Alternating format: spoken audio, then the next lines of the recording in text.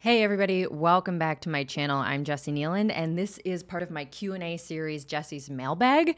So I'm gonna go ahead and answer a question that multiple people at this point have asked me on gender dysphoria and body image issues, and very particularly like how we affirm ourselves, how we kind of know the difference between am I changing the way I look because I am trying to conform to some kind of ideal, social or beauty ideal, or even a gender ideal? Or am I just affirming myself for who I feel like I am on the inside? And how do you hold that when it comes to somebody who feels gender dysphoria in their body? So for example, a trans person might feel extreme body hatred, body dysphoria, because their gender identity inside how they feel does not align with the expression of their body in the world. This is a really, really uncomfortable experience, as you can imagine. It's also a really, really uncomfortable topic to talk about because I can't tell anybody how they feel or what they should do, right? Like there is no one size fits all solution to this, but I can say it sucks. It's really uncomfortable. And I believe personally that that person should be allowed to do anything they want to feel better and affirm themselves, which makes sense, right? Like, of course, my goodness, if you feel like you were, not basically allowed to be the person that you really are in the world, and you would be helped along in feeling like you could be yourself by getting surgery or, facial feminization or masculinization or whatever it is for you. Like, my God, of course you do that. That's so important. I support you, right? And then when we're not quite looking at that, when we're talking about people who are, for example, non-binary, and they're not looking like, it's not somebody with a assigned female at birth body who feels like a man and wants to look like a man, like crossing the binary from one side to the other. We also have a lot of examples of people who don't want to look and feel how they look and feel in order to affirm themselves because their gender is something else, something away from this binary of man and woman. So for myself, for example, I identify as non-binary. I don't want to look like a man, but I also don't want to look like a woman because I don't feel like either of those things. So there are times where my entire life I've been drawn to the idea of not having breasts. I think it would be really, really cool and interesting to get top surgery and just not have breasts. I am probably not going to do that because I don't feel enough dysphoria to really drive myself to go into a position of needing to medicalize the situation. There's like risks, obviously, to all these different things, and I'm just probably not going to do it. That's my choice. That's right for me, but it has absolutely no bearing on anyone else, right? Someone else might not want to look like a man, but also not want to have breasts. And I would say that person absolutely should go affirm what they want to affirm. Like if that's the right cause or the right, shift for them, like go affirm yourself. And that is so important. First of all, everybody should do whatever they want with their bodies. Like, I just want to say, first of all, I will never tell anyone they should or shouldn't do something to their bodies. But I just want to set the stage for this conversation by saying, absolutely, I think it's very clear that we support people in these moments of if you feel like your body is not the right gender expression, we're pretty supportive of going and taking the measures needed to go deal with that, right? Like, I support trans kids being put on puberty blockers so they have the time to really move through their experience and identity without having to go through the biological puberty that is permanent and forces them into a body that will feel wrong for the rest of their lives. Like, that's horrible. Of course they should be able to take puberty blockers. And when they're of age, they should be able to get the surgeries they want to affirm themselves if that's what they want. Like, it feels very clear and obvious to me when we talk about gender dysphoria for people who are non-binary or trans. Now, here's the question.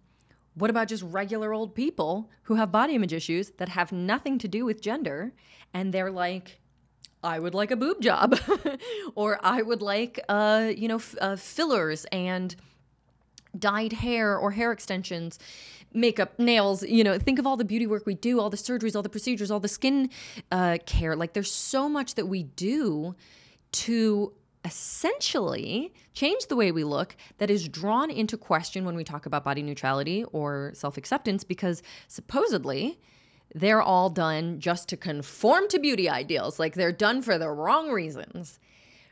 But for the person inside of it, isn't it kind of the same? Like they may just feel dysphoric about, the color of their hair or whatever.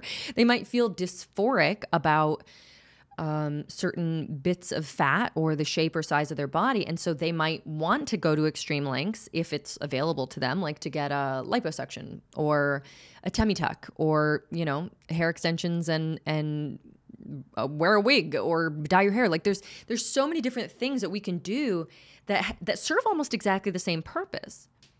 And how do you know the difference? That's the big question people keep asking me. How do you know? How do you know if it's okay or not is kind of what they're asking, which like it's all okay. But like I do think it's worth some consciousness in the space of how do you know the difference between doing it to affirm yourself and doing it to uphold a standard or an ideal. That's the difference. That's what people want to know. And I can't tell you which one it is for you. And it's possible that it's both too, But I will say that a lot of people, if it comes to weight, it is probably not really about wanting to affirm yourself because it's possible. It is totally possible, but it's probably truer that what you're responding to is, weight stigma and fat phobia. And that's not necessarily a beauty ideal, but also the beauty ideal of like, I want to be more attractive. Therefore, I want to like lose weight, tighten up, fix, tone, lift, whatever, all the things that have to do with like weight and fat on the body. Those are things that I say I generally think that they're being done to uphold a standard externally. They're not being done to affirm who you are, because how could who you are be a person without cellulite, or how could who you are be a person with a tummy tuck? Like it just doesn't quite make sense to me. And actually, I'd be really curious to hear your thoughts, because if this is you, please leave a comment. I would love to discuss this. It's actually a super interesting and nuanced topic. So I'm totally willing to really explore how that could be true, because I think it can. But in my experience, it isn't usually. So, the other thing is like, what about affirming you is going to take place if you were to get a breast augmentation, for example, or Botox? How does it affirm you to basically fit closer to the beauty ideals of femininity and attractiveness? Is there an authentic self-expression underneath that for you? Because there actually could be, right? Like, for example, isn't breast augmentation just a feminization of the body? Like, how is that not already a gender thing? Like, if you are a woman who feels very feminine and womanly, but has really small breasts, it might make you feel more authentic, more like yourself to have bigger breasts. And that absolutely is self-affirmation. Like, that is absolutely you just letting your body represent how you feel. And that could be incredible. It could also just be fun. Maybe you're just a person who thinks boobs are amazing and you just like them and you want a big old pair. Like, that's amazing. Go do that. That's such a great reason to do something. I think where it gets tricky is when people do it because they feel like they have to in order to be seen as good enough, in order to earn respect or belonging or connection or love or whatever it is that they imagine, social status. So this is where it gets tricky.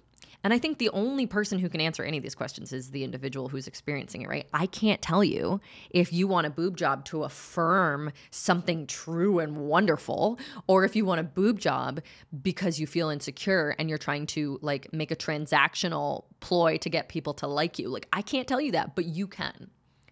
And there is probably an answer. And again, like I said, it could be both, but more likely there's one driving this. Likewise with something like fillers or Botox. Like, Botox is about wrinkles. Can that affirm you? Is it possible that your authentic self looks younger? Maybe. But it's a little bit hard to imagine how the fun in that could really drive it, or the sort of authenticity in that could really drive it, the coming closer to yourself. Hard to imagine how that would work. Whereas fillers, I think it's different, because fillers can change the shape of your face in order to masculinize or feminize, which is why it's so wildly effective for gender affirmation. But also I think it can affirm other things. So if you change the shape of your face, maybe it does align more with beauty ideals. Like maybe you sculpt your under chin or something because you don't like the double chin look. And yes, that aligns with beauty ideals, but also maybe there's something else deeper going on. Maybe your child has a really bright, sharply angular face because of your partner and you want to look more like your child. I don't know, like it could be anything. So I just want to invite this curiosity into the conversation because I can't tell you which is which. But I can tell you that how you go about these kinds of procedures, these kinds of surgeries, these kinds of, how you dress, what beauty work you do, all of the self-presentation and self-expression stuff, I can tell you that it matters where it comes from in terms of how it feels for you. Because if you are getting gender affirming surgery, you get that top surgery and you're like, yes, like I've spent my entire life wanting not to have breasts. This is amazing. Like that is something worth celebrating, right? Whereas if you get a breast augmentation because you feel like you have to, it's probably not going to feel that euphoric. It's not going to feel like super empowering and amazing necessarily. It might actually feel really disempowering and like you violated something. So, if you're looking for that really positive experience, coming from a place of like authentic self-affirmation is absolutely more likely to bring you the experience you're looking for, to make you feel how you want to feel. So it's worth considering where these things come from. Absolutely no judgment. Even if you decide I'm doing this because I feel insecure and I want to feel more confident, no judgment. I believe everyone should do exactly what they want with their bodies with no judgment whatsoever. But if you are sitting there questioning, should I or shouldn't I do this because that you don't know whether or not it's coming from a positive place, like this is how I would recommend exploring that question. So I hope this was helpful. I love this topic. I could honestly go on and on about it all day. So if you have any questions, feel free to leave them in the comments and I'll chat with you there. And also don't forget that this Q&A series is interactive. So I want you to go click the link in the caption. That link will take you to a submission form. Leave me a question at that submission form. Ask me anything. It can be personal, it can be body image related, body neutrality, body liberation. It can be about business. It can be literally anything in the world. I will read those submissions and I will draw upon them for my mailbag series. So please feel free to ask me anything. I love to hear what you want to know more about and hear topics sort of explored. So thank you to the persons who asked me this question. It was a wonderful topic to discuss. So thank you to the people who submitted this question. It was a joy to answer, and I look forward to chatting with you next time. Go ahead and hit like and subscribe. Leave me a comment, turn on notifications. Anything you can do to make sure that more people are able to see this video is much appreciated, and I'll catch you next time.